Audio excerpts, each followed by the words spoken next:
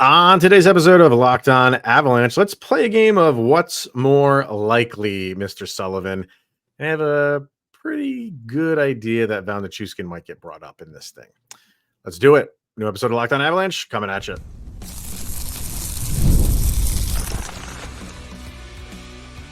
You're Locked On Avalanche, your daily podcast on the Colorado Avalanche.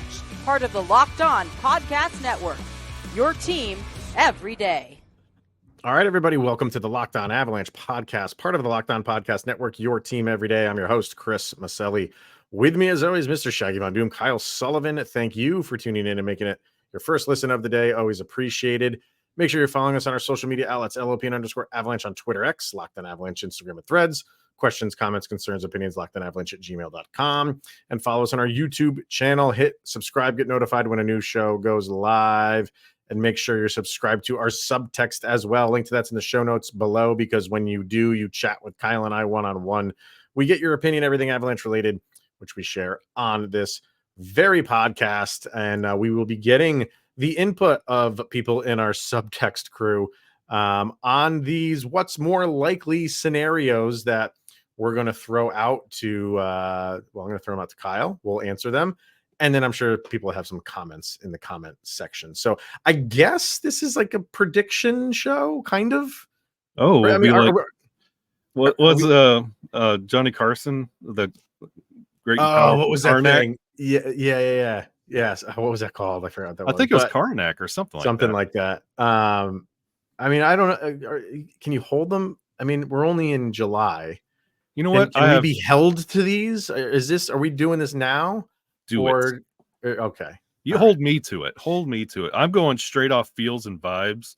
And when you throw these at me, and I don't know why you got to throw stuff at me in front of all these people, but you're going to throw stuff at me. I'm going to give you my straight, unfiltered, like my gut, and we're going to see where it lands. Well, I want your reaction and everybody who's going to comment. But you can put asterisks next to all of these and you can change your mind, because we still have a couple more months before the season starts. And if you're thinking, you're reading the tea leaves and like, nah, maybe I feel differently, that's okay. Yeah. You can change your mind here. We won't come down on you too hard for that. So let's jump into these things. Why not? And like we said so many times, sir, like we are Val Nichuskin and Gabe Landeskog are going to be topics of conversation during this offseason. We've talked about them many times already, and let's do it again. Why not start right at the top? And like I said, this is kind of like predictions right now, because we've thrown this around. But what is more likely? We'll start with Val Nichuskin. Does he finish the season with the Colorado Avalanche, or does he not? Let's get you on the record. Okay, on the record. And it shouldn't sound so harsh, but I don't see him finishing this season in an Avalanche sweater. So do you think it's going to be because, and maybe we're going too far here, is it from a trade, or does he slip up again and we're getting a longer suspension this time? I was just about to say, like, it might sound a little harsh, but he hasn't finished the last 2 seasons in Avalanche sweater. I know. So I know. And that's, I get why people would go down that road. I cannot fault you for that. Eventually, you're going to have to wake up and say, this is not my best friend's club. This is the hockey organization, and we're trying to win games here. And this piece just can't get us all the way. And it might be good for a team that will never make the playoffs. It might be a good trade chip. But when it comes to the playoffs, this is not projecting into the future here. I'm looking at the last 2 seasons. You weren't there. What, after you told us, oh, it's all fine and dandy, you took time in the regular season last year, it's all great, all square, and then after a incredible Winnipeg series, you disappear in Dallas for the same thing. Yeah. So, well, it's going to be the topic of conversation. Like, if they have to make the playoffs, and he is with them, that is what everybody's going to be looking at. And I just worry that might take some guys' focus away from whoever your opponent is in the playoffs. And because you're going to have to constantly answer those questions. They are not going to want to be answering those questions in between. every single game. Or even if they're not answering those questions, even if the media is leaving it alone, it's going to be in the back of their head that, am I going to wake up the next day and we get another year of bad news for something that happened in the playoffs? But the other, maybe the optimism side of that is it's happened 2 years in a row. People learn lessons in life, and there are life lessons that are always learned, and people are always trying to make themselves better in this life. And maybe, there are moments where people say like, okay, I have to change who I am as a person. And I can only hope that is Val Nichuskin. So if you're asking me what is more likely, I think he's on this team, man, for the duration of the season. I really do. Now, is there am I 100% sold on that? No, I'm not saying it's 100% one way or the other. Is there a percentage of if they find a trade suitor for him, do they take that? That, you could say that about any player except for, like Nathan McKinnon and Kale McCarr. But that, I guess that's always on the table too. But I think they would like, as a franchise, I think they would like to see him right himself and them still benefit for what he offers this team on the ice. You want me to stomp on your optimism for a second? I don't know if that's possible, but go for it. Yeah. Well, he's already gone to go fix this, and we're now on what is it, DEFCON level 3? What was the last thing that happened? What's the next step? What's the next encroachment? What's the next flag? What is the league looking for? Because he is now number 1 on their list, and he is still back home having the time of his life, according to his socials. What is the next thing that will put him in level 5? What does that mean? 2 years? 3 years? Well, the next one's a year. The next one is 1 year suspension. So then what do you do? And then after that, I don't think there's anything after that. As far as on the chart, I think it just goes to 1 year, and I don't know what comes after that. I don't know if it's so when you do. I have no idea. Do you get out before that happens? Like, what if it happens again when you thought it wasn't going to happen again and then again? Like, yeah, but you got to play them as they come. You can't, if you want to say like we don't want to deal with this, the possibility of it happening, then you try to go down the road of trying to find a suitor who would trade for him. That's not possible right now. I don't know of a team that would take him. So like Chris McFarland said, like, I think you guys better be prepared for him to come back to this team. I think they're preparing themselves, their teammates, everybody say like, he's going to come back. We got to welcome him back and just pray for the best and pray that this treatment is working. Cause that's what treatment's for. I think a lot of people are just forgetting that part of it and just giving up on Val Nichuskin as like, hey, he's going he, for what we know, he's in a treatment program. And if that treatment program does what it's supposed to do, he should come back a better person. And maybe he does right himself. But you just go on social media, which is a cesspool anyway. It's just people have just thrown in the towel on him. I'm not doing that just because I have, the humanity more than most people, I guess. But it's a possibility. But it's also a possibility he slips up again because that's what happens in addiction. But who knows? I mean, there's so much here, and I'm not gonna, I know this is a polarizing issue, and I know there's people on both sides of it, and both sides are right. So, but again, going back to the point of what is more likely, I just feel like it's more likely that he is on this team for the full year. I do, and it's more likely they're terminating his contract by Christmas, if they can. That's the league coming in and saying you can or you cannot do that.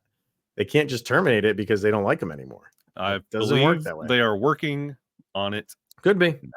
I could be. But if he comes back, if he comes back in November, you just can't in December while he's playing be like, hey, your contract's done. Go find another team. Can't do that. Now on the other side is Gabe Landeskog. Same thing with him. What is more likely? Does Gabe Landeskog end this season on the ice playing games for the Colorado Avalanche, or is this injury too much and he finds himself off of the ice again and does not finish the season on the ice? What do you think is more likely with him? What is your prediction here? I'm telling you, my story has not changed. No, you've been consistent with that. I don't think he even makes it through his return game. I think it's like 2 Wow. or 3 shifts, and he realizes, okay, this is a taller hill than I anticipated, and I I just don't don't know see about how this could that. happen. I don't know about that because I feel like he's going to test it in practice, in preseason. Um, he's going to have game speed moments in practice and in games. So I don't feel like, his first game back is not going to be the first game where he's going full speed. That's just dumb if they do that.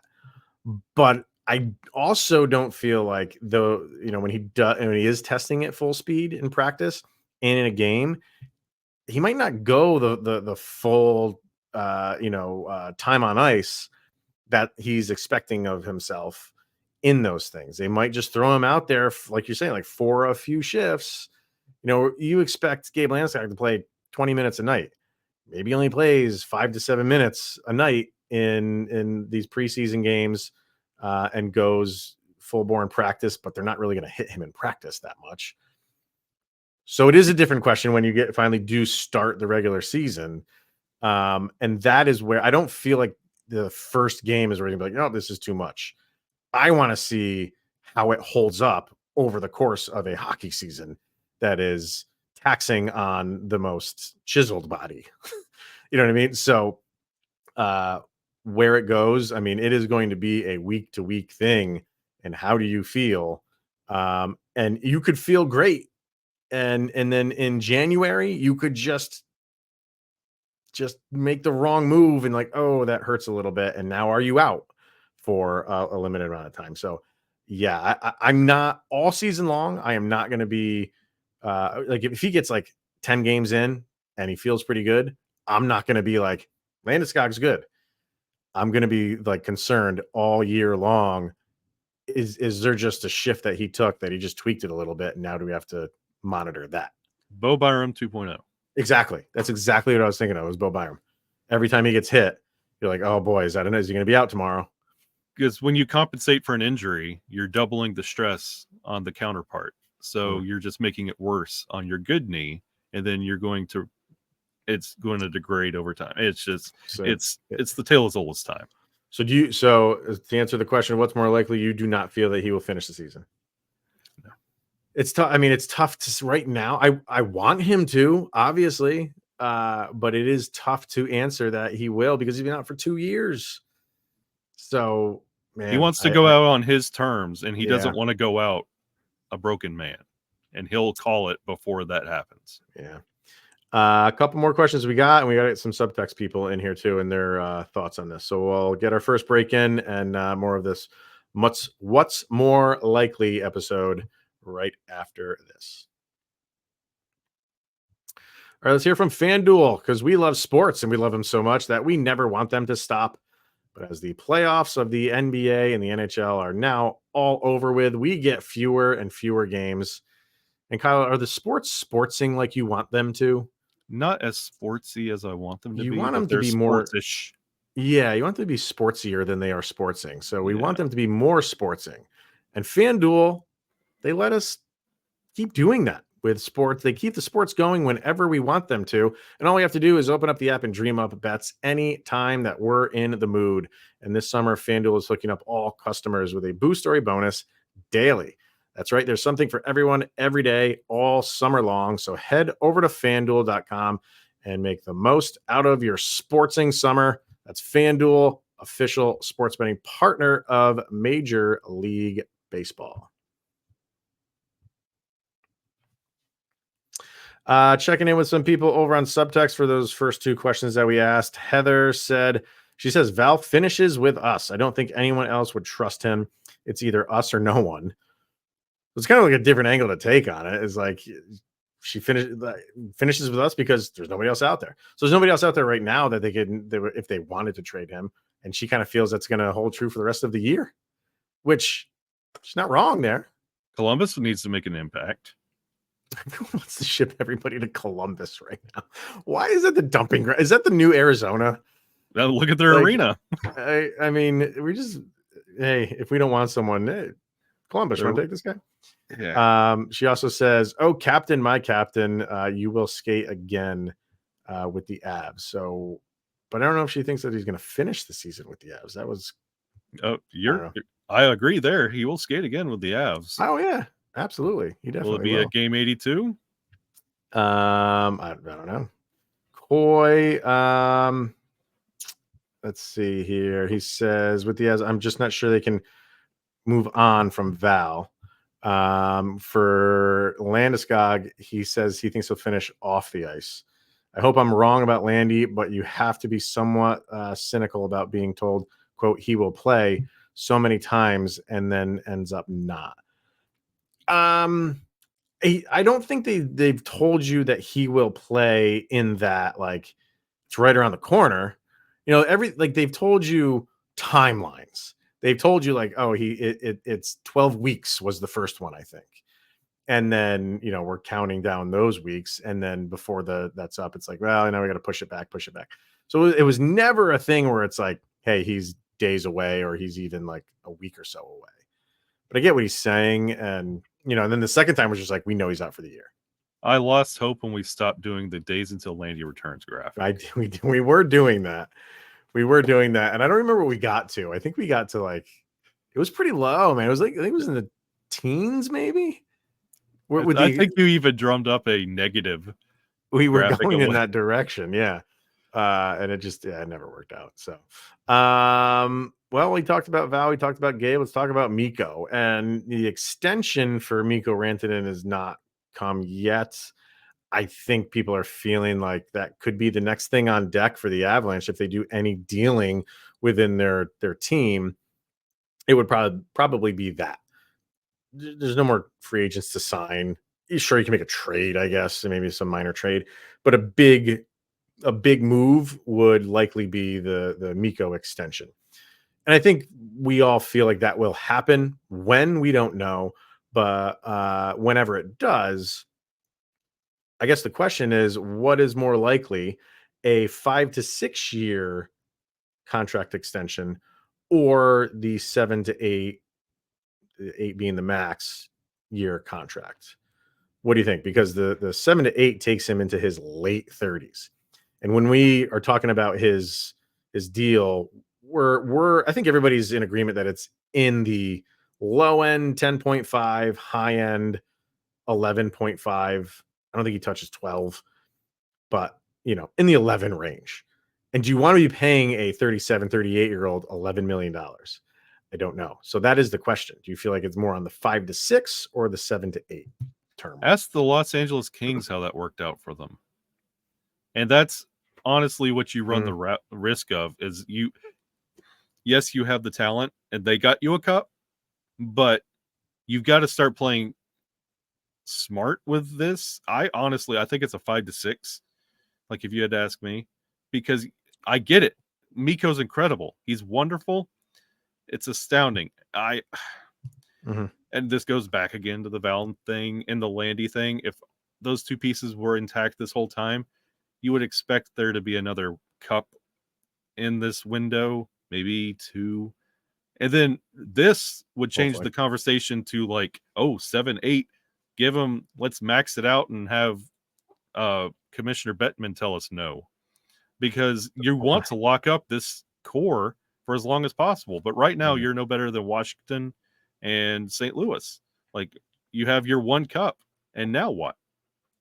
So I would say 5 to 6 and still try and put a team together around that. And don't this is no fault to Mikko, but you got to put a team together. And you see what teams like I mentioned, like the Kings, getting that cup and then locking everybody up because you're like, this is what we're going to run with. And that's all you get. Yeah, it's I kind of feel two different ways on this. I feel like the Avalanche know what they have in Mikko Rantanen, so they're going to give him the longest possible contract and say like, yeah, maybe we'll have to like really, I don't want to say suffer through like maybe the last couple of years with him if when he's in that the later stage of his career and the production is dipping a little bit, but they'll almost be like, we'll give you 8 years And if the production does go down in the last year or two, what you gave us over your entire career, we'll deal with that. So I kind of feel like the way that the Avalanche operate, like an 8-year deal is coming, just as a like thank you to Mikko Rantanen for everything he's done so far and everything he's going to do over the majority of a new 8-year deal. What would be the smarter thing to do is I wouldn't go 5. I think 5 is not enough. I would be okay with a 6-year deal. If as a business deal, I think a 6-year deal is a smarter deal. Now, if you want to go 8 years, maybe you construct it where, and I think they did this with Gabe Landeskog, where like the first 4 years, like he had a no move clause, and then like the last 4 they could move him, or maybe it's the last 2 he could move him. I don't know what it is. You might do that where it's like, yeah, you got a no move clause for 5 or 6 years, but the last 2 years we can unload you if we have to. Now, would anybody take a contract of a 37, 38-year-old that's $11 million? No, so you'd probably have to eat some of that. But you could get another trade partner involved and they could soak up some of that. There's a lot of options that could happen. And because of that, I kind of feel like they would just go the route of, here's an 8-year deal because everything you've meant to this franchise, and however it works out in the later stages of that deal, we'll have to figure that out. So you get the feeling that an 8-year deal is coming because of who he is, but I think it should be a 6 if you ask me.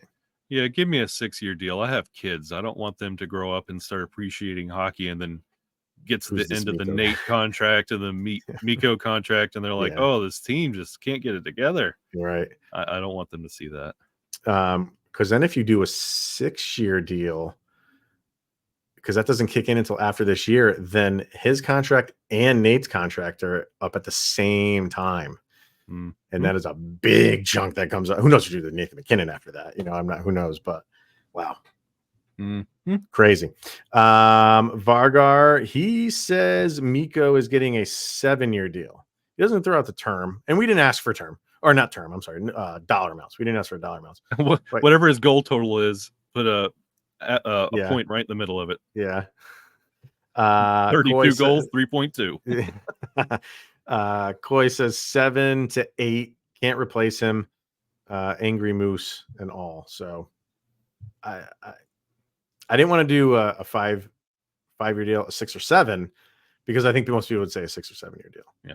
So, all right. What else do we have here? We got, let's talk about more contracts.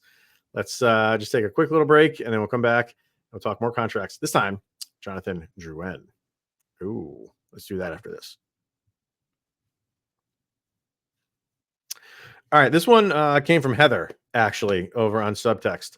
And she asked, will the Avs pay Drouin his worth, or will somebody else pay him what his worth is after this 1 year, $2.5 million contract is up at the end of the year? So what is more likely? Essentially, she's asking about the pay. I guess what's more likely, that he stays with the Avs and they pay him more than that 2.5, or does he have another good season and he goes elsewhere? What do you think is more likely? Everything we talked about in the first segment between Val and Gabe, those questions will be answered, and that frees up a good amount of money. And we talked about Drouin when he made that deal for this year. This is the ultimate show me deal. He knows what's on the line. Keep saying that, but I don't know. It's like, I mean, in a way, it is like a show me deal in that he could make more than if they had given him a longer deal now. But I'm not there on like it's a show me deal. It's like, dude, you need to. I guess all contracts are show me deals. You're doubling down because you caught the league's attention again. Right. Like, Drouin's good, and then now you're following up on that story. Is it a beautiful 1-year story, or is this actually you're turning your career around? Right. Because a 1-year story, you're getting 2.5 the rest of your life. If this is a continuation on, hey, he's finally hitting his potential, he's doubling that next year. He's getting 4.5, 5, 6, wherever he's going. And I think he could have gotten that if the Avs had room for it. If the Avs could have swung it this offseason, he would have been up 4.5, 5 probably. Yeah, and this is the one case that the cap actually helped the Avalanche this year, because they would have been buying into that, and they got to say, hey, money's tight. We want you here. We know you like it here. You know you like Nathan McKinnon. Mhm. Work with us one more year. Everything will be answered. The cap will go up a little bit. We'll take care of you. Just stay. He said, okay. But if he has another year like last year, I'm fine with a 5-year deal. Sure, a 5 mil, 5 5 by for 5. 5. Yeah. Let's go. Yeah. And guess what? You have the Gabe money answered. You have the Nuke money answered. And then you have a bump in the cap. I'm not going to lose a ounce of sleep over a 5 for 5 for Drouin. I mean, you heard, and players say this, like, oh, I don't want to go anywhere. And then someone swoops in with a ridiculous deal. And like, oh yeah, I'm gonna move. But you did get the sense that, you know, he knew this was a good situation for him. And I think it was Evan who put it up on Colorado Hockey Now, saying like basically like his agent was him and his agent had come to the agreement of like, don't mess with the happy. And I am happy here. So the money, sure, I want to get paid. But I'm not going to do this peanuts deal again. Peanuts in the hockey sense. Yeah. And so he did get a little bit of a bump. And then, you know, we'll revisit this next year. We have a little bit more clarity on what's going on with this team and the cap and the players. And expectation is you'll get another increase, but the expectation from you has to be like, you got to do what you did last year and then some. Yeah. You know, bump it up maybe a little bit more. Don't have that getting to know you period. And let's see where we go. So, I mean, it could benefit him greatly in the future for doing another 1-year deal for multiple reasons. One is because, like, thanks, dude. Thanks for being a team player and taking a 1-year deal. And also thanks for really turning a career around with us. And we benefit from that. So he could be in that. Yeah, man, he could be in that 5 range. But it's interesting to like, where is he going to be? If everything works out for the Avalanche, Val Nichuskin comes back and he's fine. Gabe Landeskog comes back and he's fine. And you know where is Drouin play? Like, is he a top? He could be anywhere. He could be top line, second line, third line. Because we went over the lines a couple weeks ago on what they could be. I'm not like, is he just inked in on the top line? If everybody's healthy, not necessarily. That's not a bad thing. It's not a knock on him. But I mean, if you have a healthy Landeskog, your big 3, is that your top line? Would be mine. And then your second line, you got Middlestat in there, you got Val, you got Lehkonen. That's your second line. You know what I mean? So if he's not your top 6 guy, are you going to pay a third liner 5.5? No. It's where it gets interesting, man. That's also really trying to hit the vent on the Death Star for that one for that to come to fruition. It's very hard to say that's going to happen. And it is, yeah, it's tough, right? It for everything to fall into place. But there are also contracts that they were looking at kicking earlier that they can revisit. And then you have to evaluate, is he better than Colton? Is he better than Wood? Is he better than? Yes. And then you start looking. He's better than Wood. Yeah. And you start working your way down and you start evaluating and making the moves that way. But that's, again, if everything falls into place in a beautiful way that doesn't always happen in a hockey Christopher season. Nolan type twist. But it's very impossible for that to happen. So we'll see. All right, that is going to wrap it up for today's episode, everyone. So I'm sure this will get the comment section going, no doubt. So for tomorrow's episode, we're planning on having from the rink.com Brennan Vogt come on and kind of talk some Avs for us, and he covers them. He goes to everything.